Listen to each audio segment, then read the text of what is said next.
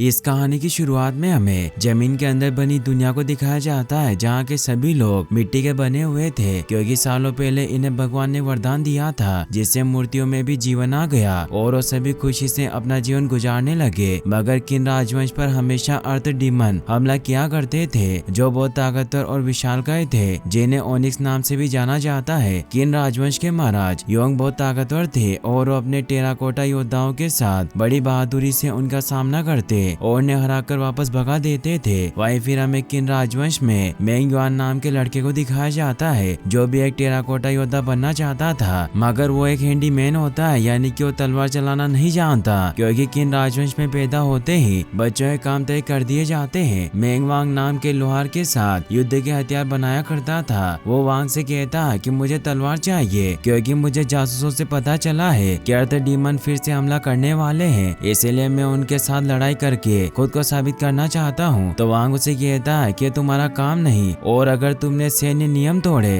तो तुम्हें सजा भी मिल सकती है। तभी उन्हें युद्ध के लिए विपुल की आवाज सुनाई देती है, क्योंकि अर्थ डीमन उन पर अटैक करने आ रहे थे। इसीलिए मेंग जल्दी से तलवार लेकर वहाँ से निकल जाता है। अर्थ डीमन के आने से शहर के सभी लोग डरकर अपने घरों में घुस जाते हैं। अर्थ डीमन शहर के ऊपर हमला करने के लिए आगे बढ़ते हैं, लेकिन टेराकोटा योद्धा बड़ी बहादुरी से उनका सामना करने लगते हैं।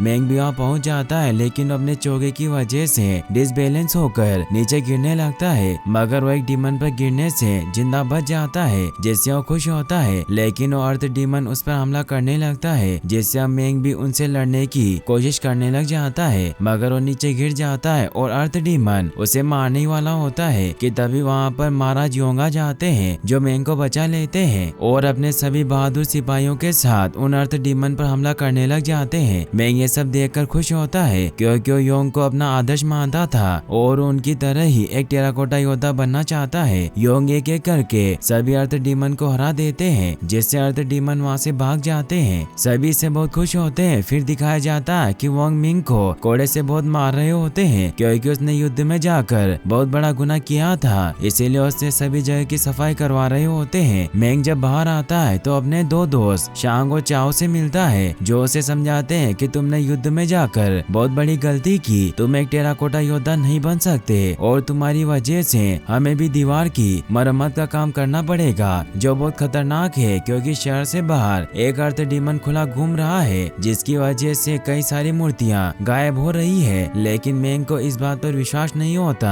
शांग मेंग को समझाता है कि तुम एक योद्धा नहीं बन सकते, क्योंकि तुम्हारे बचपन से ही तुम्हारी किस्मत लिखी जा चुकी है कि तुम एक शिल्पकार हो। मेंग रिप्लाई में उसे कहता है कि ऐसा कुछ नहीं है, क्योंकि जनरल भी पहले एक मामूली टेराकोटा योद्धा थे, मगर वो कितने महान और हमारे देश के राजा बन चुके हैं। तभी एक सिपाही उसे अपनी तलवार ठीक करने के लिए देता है, मगर मेंग अपने दोस्तों को तलवार चलाकर दिखाने लगता है, मगर तभी लाओ अपने दो सैनिकों के साथ वहाँ पर आ जाता है, जो मेंग को परेशान करने लगता है, क्योंकि एक योद्धा बनना चाहता था। वो उसे कहता है कि तुम एक शिल्पकार हो और तुम्हारा काम सिर्फ चीजें बनाना है, और उसका पत्थर छीन लेते हैं। मेंग को इससे गुस्सा आ जाता है, लेकिन वो कुछ नहीं कर सकता था। मगर तभी जनरल योंग भी वहाँ जाते हैं, जो ये सब कुछ देख रहे थे। वो लाओ पर गुस्सा करते हैं, क्योंकि वो मेंग के साथ बुरा बर्ताव कर रहा था। योंग मेंग से कहते हैं कि मैं जानता हूँ कि तुम अर्थ डीमन को हराना चाहते हो, लेकिन ये कोई मजाक नहीं, इसीलिए तुम्हें पहले खुद को साबित करना होगा, जिसके लिए तुम्हें शहर से बाहर घूम रहे अर्थ डीमन को पकड़ना होगा, और अगर तुम ऐसा करने में कामयाब रहे तो तुम एक टेराकोटा वॉरियर बन जाओगे। मेंग के दोस्त उसे ऐसा खतरनाक काम करने से मना करते हैं, लेकिन मेंग डिसाइड कर लेता है कि वो योद्धा बनने के लिए उस अर्थ डीमन को जरूर पकड़ेगा।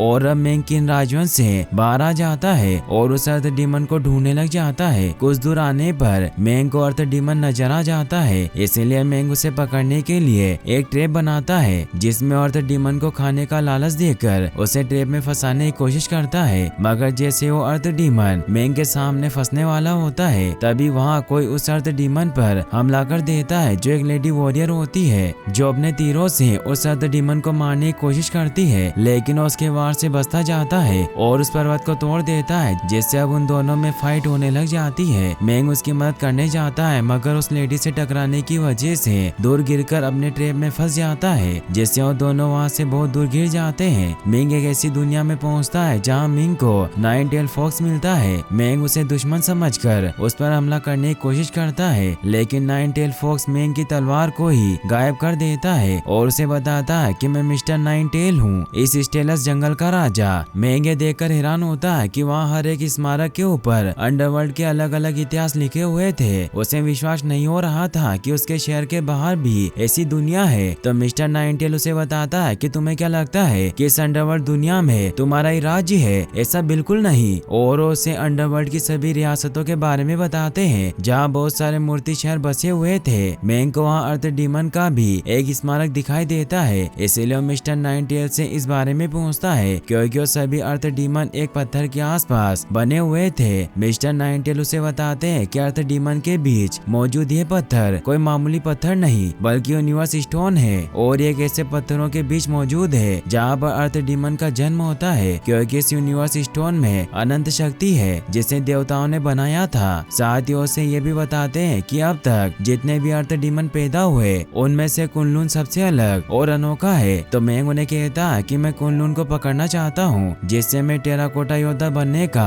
अपना सपना पूरा कर पाऊंगा। मिस्टर नाइन टेल उसे समझाते हैं कि जो कुछ भी हम देखते हैं वो असलियत में नहीं होती, इसीलिए तुम्हें आंखों से नहीं दिल से देखना चाहिए। और अगर तुम कुनलून को पकड़ना चाहते हो तो एक बड़ा कानों वाला क्रिएचर तुम्हारी मदद करेगा। फिर उसे अपनी दुनिया से बाहर भेज देते हैं। मेंग के पास वो बड़े कानों वाला क्रिएचर आ जाता है तो मेंग उससे पूछता है कि क्या तुम मुझे कुनलून को पकड़ने का रास्ता दिखाओगे? तो हाँ में जवाब देता है, मगर तभी उसके ऊपर वो लेडी वॉरियर हमला कर देती है क्योंकि उसकी वजह से वो कुनलून को नहीं मार पाई थी। मेंग उससे लड़ने की कोशिश करता है लेकिन वो तलवारबाजी में बहुत माहिर होती है, इसीलिए वो मेंग को हरा देती है। तो मेंग उसे कहता है कि तुम अकेले उसे नहीं पकड़ सकती, मगर हम दोनों मिलकर उसे पकड़ सकते हैं क्योंकि मेरे पास ये बड़े कानों वाला क्रिएचर है जो हमें कुनलून तक ले जाएगा। तो वो भी मेंग की बात मान लेती है और वो दोनों उस बड़े कान वाले क्रिएचर के रास्ते पर आगे बढ़ने लग जाते हैं। मेंग उस लेडी वॉरियर से उसका नाम पूछता है लेकिन उससे नाम नहीं बताती। तो मेंग उसे कहता है कि तुम तलवारबाजी बहुत अच्छी करती हो, इसीलिए क्या तुम मुझे भी सिखा सकती हो? लेकिन वो इसके लिए भी मना कर देती है, मगर मेंग उसकी बांसुरी निकाल लेता है जिस पर शियू लिखा होता है, जिससे वो समझ जाता है कि उसका नाम शियू है। लेकिन इससे वो गुस्सा हो जाती है और उसे अपने सामानों से दूर रहने को कहती है। वहीं फिर हमें अर्थ डीमन के इलाके को दिखाया जाता है जहाँ सभी डीमन किन राजवंश से लड़ाई के बाद बहुत घायल होते हैं और वहाँ यूनिवर्स स्टोन भी नहीं होता, इसीलिए अर्थ डीमन का नया वंश पैदा नहीं हो रहा था। वहीं मेंग और शी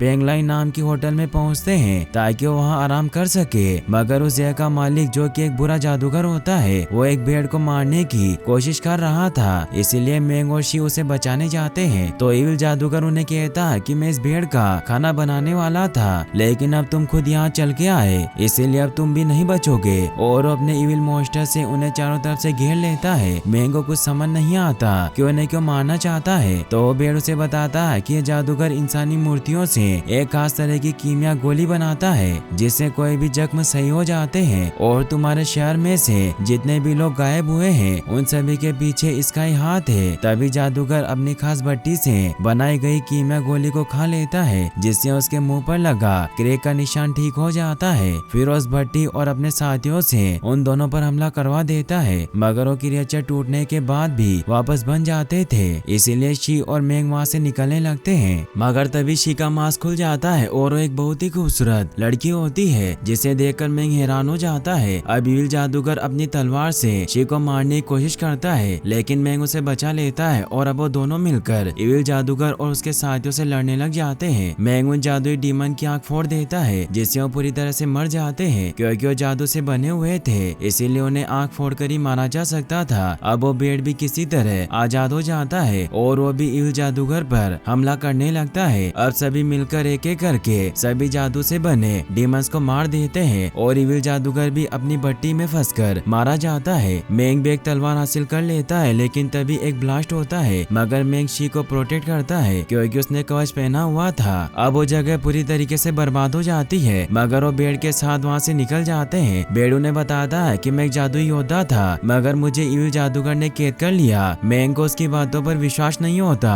तो भेड़ अपनी पावर को कॉन्सेंट्रेट करके अपने असली रूप में आने की कोशिश करता है, मगर इससे उसका फट बाहर निकल जाता है जिससे मेंग उसका मजाक उड़ाता है। तभी वहाँ मौजूद सभी जुगनू आसमान की तरफ जाने लगते हैं। ये बहुत ही खूबसूरत नजारा होता है क्योंकि ये जुगनू ही अंडरवर्ल्ड को रोशन किया करते थे और ये रात को घास में आकर छिप जाते थे। उन जुगनुओं के आसमान में जाने से सवेरा हो जाता है। शी मेंग से कहती है कि तुम्हें लड़ना नहीं आता तो तुम कुल्लून को क्यों पकड़ना चाहते हो। तो मेंग उसे बताता है कि मैं कोई योद्धा नहीं बल्कि एक नौकर हूँ और आज तक मैं किसी से नहीं लड़ा, क्योंकि हर मूर्ति का भाग्य उसके जन्म के वक्त ही तय कर दिया जाता है कि वो आगे जाकर क्या बनेगा। और जब हमारे राज्य पर दूसरी बार अर्थ डीमन का हमला हुआ तो उसमें हमारे किंग मारे गए और हम सभी हारने की कगार पर थे। लेकिन तभी एक टेराकोटा योद्धा योंग वहाँ आए और वो इतनी बहादुरी से लड़े कि उन्होंने सभी अर्थ डीमन को हरा दिया, जिससे हमारे नए जनरल बने। इसीलिए मैं भी जनरल की तरह एक सैनिक बनना चाहता हूँ, लेकिन कोई इस बात को नहीं समझता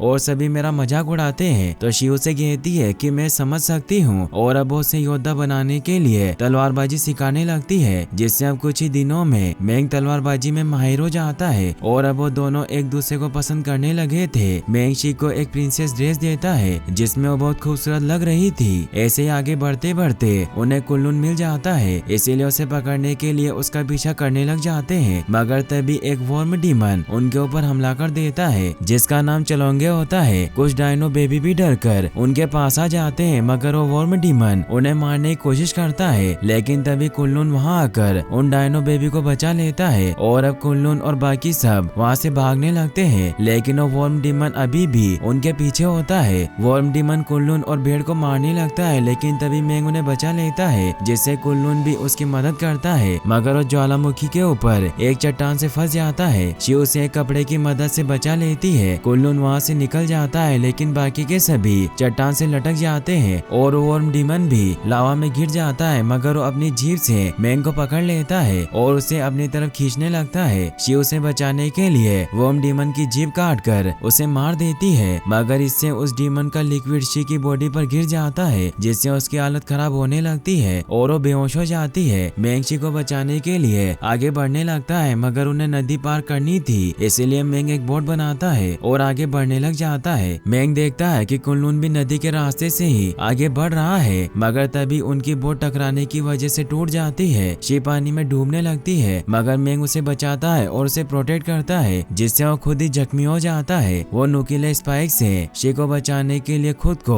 उसके आगे कर लेता है और उसके ऊपर धकेलता है ताकि वो बच जाए। मगर तभी वहाँ कुल्लून आकर उन्हें बचा लेता है। वो उन्हें किन शहर के किनारे पर ले आता है, क्योंकि मेंग ने वर्म डीमन से उसकी जान बचाई थी, इसीलिए कुल्लून ने भी उनकी मदद की। गाँव में एक बूढ़ी औरत शी का इलाज करती है, जिससे वो ठीक हो जाती है। होश आने पर शी मेंग को सही सलामत देखकर खुश होती है और मेंग उसे पूरी बात बताता है कि कैसे कुल्लून ने उनकी जान बचाई। शी मेंग की चोट को सही करने के लिए बूढ़ी औरत से मिट्टी लेकर बाहर आती है और यहाँ में पता चलता है कि वो बूढ़ी औरत कोई और नहीं बल्कि मिस्टर नाइन टेल फॉक्स होती है, जो ये सब कर रहे थे। शी मेंग के घाव को वापस से मिट्टी भरकर सही कर देती है। मेंग शी से पूछता है कि तुम कुल्लून को क्यों पकड़ना चाहती हो, तो शी उसे बताती है कि मैं टांग सिटी से हूँ, जो यहाँ से बहुत दूर स्थित एक मूर्ति शहर है, लेकिन मैं वहाँ की मूर्तियों से बिल्कुल अलग थी, इसीलिए मैं अपने दादाजी के साथ अपने परिवार की खोज में निकली, जिन्होंने मुझे बचपन से पाला था। हम काफी कठिनाइयों का सामना करते हुए आगे बढ़ते रहे और एक के बाद एक मूर्ति शहर में हमने हमारे परिवार को खोजा, लेकिन हमें कुछ नहीं मिला। फिर भी हमने हार नहीं मानी। लेकिन एक दिन मेरे दादा जब मुझसे आगे चल रहे थे तो कुल्लून ने उन्हें पहाड़ी से गिराकर मार डाला, इसीलिए मैं उसे मारना चाहती हूँ। इससे वो बहुत दुखी हो जाती है, तो मेंग उसे शांत करता है और अब वो पूरा शहर घूमने लग जाते हैं। साथ वक्त बिताते हुए उन्हें एक दूसरे से प्यार हो जाता है और मेंग शी को अपनी बनाई हुई डोल देता है, जिसे उसने पत्थर पर बनाई थी। मेंग उसे कहता है कि मैं जानता हूँ कि तुम्हारा जीवन बहुत मुश्किल रहा, लेकिन हम साथ में अपने परिवार को ढूंढ सकते हैं, इसीलिए हम कुल्लून को पकड़ने के बाद टांग सिटी चलेंगे और इस अंडरवर्ल्ड दुनिया की सैर करेंगे। तो शी भी उसे अपनी बांसुरी रखने के लिए देती है, मगर तभी वहाँ लाओ अपने दो साथियों के साथ कुल्लून पर हमला करता हुआ वहाँ पर आ जाता है। कुल्लून उनसे बचकर भाग रहा होता है, लेकिन तभी शी भी कुल्लून से बदला लेने के लिए उसे मारने आ जाती है। मेंग किसी तरह कुल्लून की आंखों में पानी डालकर उसे रस्सी में फंसा देता है, जिससे कुल्लून एक टैंक के नीचे दब जाता है। शी कुल्लून को अपनी तलवार से मारने लगती है, लेकिन मेंग उसे रोकता हुआ कहता है कि उसने हमारी जान बचाई थी। मगर तभी वहाँ माओ अपने साथियों के साथ उन पर हमला करने के लिए आ जाता है, लेकिन मेंग एक एक करके उन सभी को हराने लग जाता है, क्योंकि अब लड़ना सीख गया था। माओ से कहता कि कुल्लून मेरा शिकार है, क्योंकि हमने इसे बहुत पहले पकड़ लिया होता, लेकिन एक ऊंट वाला बूढ़ा आदमी हमारे रास्ते में आ गया, जिससे जब हमने उस पर हमला किया तो बूढ़ा आदमी खाई में गिर गया। तो इससे शी समझ जाती है कि उसके दादाजी को कुल्लू ने नहीं बल्कि माओ ने मारा है, इसीलिए उसे मारने लगती है और उसकी तलवार तोड़ देती है। मगर तभी सैनिक वहाँ आकर उसे रोक लेते हैं क्योंकि योंग वहाँ आ चुके थे। मेंग उन्हें सारी सच्चाई बताता है कि माओ ने शी के दादा को मार दिया, इसीलिए उन पर हमला कर रही थी। तो योंग गुस्से में माओ को वहाँ से भेज देते हैं। शी योंग को बुरा भला बोलने लगती है कि आप माओ को ऐसे नहीं छोड़ सकते, उसने मेरे दादा को मारा। तो योंग उसे कहते हैं कि अर्थ डीमन से लड़ते वक्त हमारे भी सैनिकों की जान चली जाती है, लेकिन शी उनकी बात नहीं सुनती और तलवार से उन पर हमला करने लगती है। मगर मेंग उसे रोक लेता है। इससे शी बहुत दुखी होती है क्योंकि उससे प्यार करती थी, लेकिन उसने उसका साथ नहीं दिया। मेंग जनरल से रिक्वेस्ट करता है कि शी को माफ कर दो, तो योंग उसे माफ कर देता है, मगर वो शी को वार्निंग देता है कि आगे से ऐसा कुछ नहीं होना चाहिए। शी दुखी हुई वहाँ से चली जाती है। कुल्लून को पकड़ लिया जाता है और अब मेंग को टेराकोटा योद्धा बना दिया जाता है और उसे एक वॉरियर स्टोन दिया जाता है क्योंकि उसने कुल्लून को पकड़ा था। सभी से खुश होते हैं, मगर मेंग अभी भी मन ही मन में दुखी होता है क्योंकि शी उससे दूर हो गई थी। वही शी भी मेंग को याद कर रही थी। फिर हमें दिखाया जाता है कि रात के समय में अर्थ डीमन शेन राज्य की सीमा पर हमला कर देते हैं। वो सभी पहरेदार को मार देते हैं और दीवार को तोड़कर महल की तरफ बढ़ने लगते हैं। वही कुल्लून पर सैनिक बहुत अत्याचार कर रहे होते हैं, जिससे उसके शरीर पर बहुत घाव आ गए थे। मगर मेंग को ये सब अच्छा नहीं लगता, इसीलिए उन सिपाहियों को बाहर भेज देता है और धीरे से कुल्लून के पास जाकर उससे दोस्ती कर लेता है और उससे मिस्टर नाइनटेल फॉक्स की बात याद आती है कि जैसा हम देखते हैं हकीकत वैसी नहीं होती, इसीलिए अब वो कुल्लून को आजाद कर देता है। मगर कुल्लून मेंग को भी लेकर अपने साथ जाता है। वही सभी अर्थ डीमन भी लगातार महल की तरफ बढ़ रहे होते हैं। कुल्लून मेंग को लेकर महल के एक सीक्रेट तहखाने में पहुंचता है जहाँ यूनिवर्स स्टोन रखा हुआ था, जिसके बारे में मेंग को मिस्टर नाइनटेल फॉक्स ने बताया था। मेंग इसे समझ जाता है कि अर्थ डीमन उस स्टोन को लेने के लिए ही उनके ऊपर हमला कर रहे हैं और योंग ने ही वो स्टोन चुराया था क्योंकि उस स्टोन में अनंत शक्ति थी, जिससे योंग इतना ताकतवर था। मेंग उस स्टोन को वापस अर्थ डीमन को देने के लिए कपड़े में लपेट लेता है, मगर तभी वहाँ योंग आ जाता है जो स्टोन लेने के लिए मेंग पर हमला करने लगता है। मगर तभी वहाँ पर शी आ जाती है और योंग को इंजर्ड कर देती है, जिससे वो कमजोर हो जाता है। मेंग शी के साथ स्टोन लेकर वहाँ से निकलने लगती है, मगर तभी वो देखते हैं कि योंग के पास वो कीमिया गोली होती है क्योंकि वो जादूगर उसके लिए काम करता था। योंग जब वो कीमिया गोली खाता है तो पूरी तरह से ठीक हो जाता है और उन्हें रोकने के लिए बाहर आ जाता है। अब उन्हें दोषी करार दे देता है और अपने सभी सैनिकों को उन्हें पकड़ने के ऑर्डर देता है, लेकिन मेंग और उसके साथी नहीं रुकते और वो लगातार सैनिकों से बचकर आगे बढ़ रहे होते हैं। मगर योंग उन्हें एक जगह घेर लेता है। ये देखकर मेंग पूरी सेना को सच्चाई बताता है कि हम वर्षों से अर्थ डीमन से लड़ते आ रहे, लेकिन ये सब इस यूनिवर्स स्टोन की वजह से हो रहा है क्योंकि योंग ने इसे चुरा लिया था। तभी अर्थ डीमन भी स्टोन के लिए वहाँ पर आ जाते हैं, मगर सैनिक अभी भी मेंग की बात नहीं सुनते और अर्थ डीमन से लड़ने लग जाते हैं। मेंग भी अपने साथियों के साथ अर्थ डीमन के राजा को वो स्टोन देने जाने लगता है, लेकिन योंग उसे रोकने की कोशिश करता है, जिससे वो हीरा गिरने लगता है। मगर मेंग उसे पकड़ लेता है, जिससे उसमें भी हीरे की शक्ति आ जाती है। मगर योंग उस पर हमला करके हीरा हासिल कर लेता है और एक अर्थ डीमन योंग का हाथ तोड़ देता है और उसे दूर गिरा देता है। यह देखकर योंग खुद को और ज्यादा ताकतवर बनाने के लिए उस स्टोन को अपने सीने में घोंप देता है, जिससे वो बहुत शक्तिशाली राक्षस में तब्दील हो जाता है। वो अर्थ डीमन के राजा को बहुत बुरी तरह से मारता है, जिससे सभी डर जाते हैं। मेंग योंग से कहता है कि तुम्हारी वजह से लाखों लोगों की जाने गई और तुमने सभी को धोखा दिया, लेकिन योंग उसके सामने ही एक और सैनिक को मार देता है, जिससे अब गुस्सा होकर शिव और मेंग साथ में योंग पर वार करने लगते हैं और उसे इंजर्ड करते जाते हैं। वो उसकी आंख फोड़ने लगते हैं, मगर योंग उनकी तलवार पकड़ लेता है और उस हीरे की ताकत से उन्हें दूर गिरा देता है। योंग को मेंग पर गुस्सा आता है, इसलिए उसे बुरी तरीके से मारने लग जाता है और उसे अपना इतिहास बताता है कि पहले मैं बहुत कमजोर योद्धा हुआ करता था, जिससे सभी मुझे मारते थे और मेरा मजाक उड़ाते थे, इसीलिए मैंने अर्थ डीमन का स्टोन चुरा लिया और धीरे धीरे मैं उस स्टोन की पावर से बहुत ताकतवर बन गया। फिर वो मेंग पर वार करके उसका हाथ तोड़ देता है। शी देखकर योंग पर हमला करती है, लेकिन उसकी तलवार को उसके आर पार निकाल देता है, जिससे वो बुरी तरीके से घायल हो जाती है। यह देखकर मेंग किसी तरह अपने ऊपर पड़े हुए पिलर से बाहर निकलता है, जिससे उसके पैर भी टूट जाते हैं और अब सभी सैनिक और अर्थ डीमन मिलकर योंग से लड़ने लग जाते हैं। मगर योंग स्टोन की पावर से और ज्यादा ताकतवर बन जाता है और अपनी विल पावर से सभी चीजों चीजों को अपने अंदर खींचने लग जाता है, जिससे हर तरफ तबाही मचने लगती है। मेंग शी के पास जाता है, मगर तबाही की वजह से वो नीचे गिरने लगती है, मगर मेंग उसका हाथ पकड़ लेता है, लेकिन वो एक हाथ से उसे नहीं बचा सकता था और वो नीचे खाई में गिर जाती है। मेंग इससे बहुत दुखी होता है। अंडरवर्ल्ड में अब हर जगह तबाही मच रही थी। यह देखकर वो बड़े कान वाला क्रिएचर मेंग को मिस्टर नाइनटेल की दुनिया में लेकर जाता है और अपनी पावर से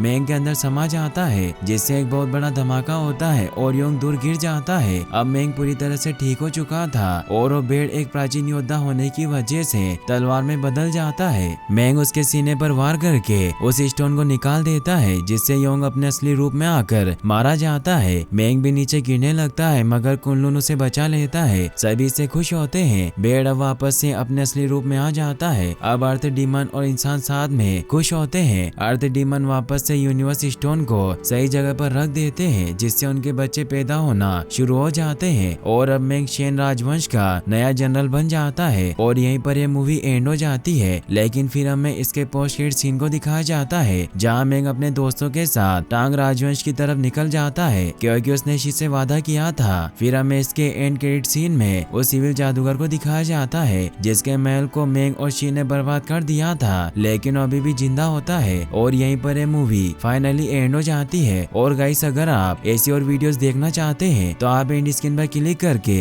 इस वीडियो को भी वॉच कर सकते हैं। साथ ही इस वीडियो को लाइक और चैनल को सब्सक्राइब करने के लिए आपका तहे दिल से शुक्रिया। Thanks for watching.